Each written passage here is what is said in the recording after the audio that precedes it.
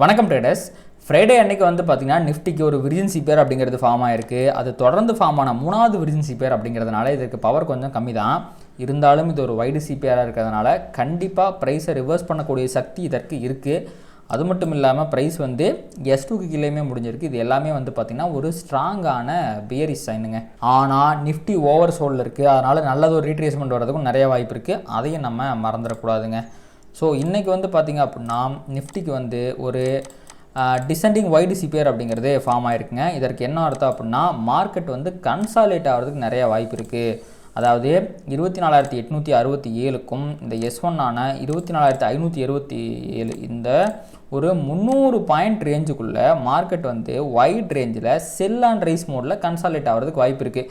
அதாவது suppose market மேலே போச்சுன்னா இந்த சிபிஆர் லெவல் ஆகட்டும் ஆர் இந்த S1 previous day high level ஆகட்டும், இது ரெண்டுமே வந்து பார்த்தீங்கன்னா நல்லது ஒரு ரெசிஸ்டன்ஸாக இருந்து ப்ரைஸை ரிவர்ஸ் பண்ணுறதுக்கு வாய்ப்பு இருக்குது. As per the market structure நீங்கள் பார்த்தீங்க அப்படின்னா சப்போஸ் ப்ரைஸ் மேலே போகும்போது இந்த 24,795, 24,809, 24,826 அண்ட் 24,907 இதெல்லாமே நல்லது ஒரு ரெசிஸ்டன்ஸாக இருக்கும். அதே மாதிரி மார்க்கெட் கீழே வரும்போது 24,621, 24,599 அண்ட் 24,557 இதெல்லாம் வந்து பார்த்தீங்கன்னா நல்லதொரு சப்போர்ட்டாக இருக்கிறதுக்கு வாய்ப்பு இருக்குங்க.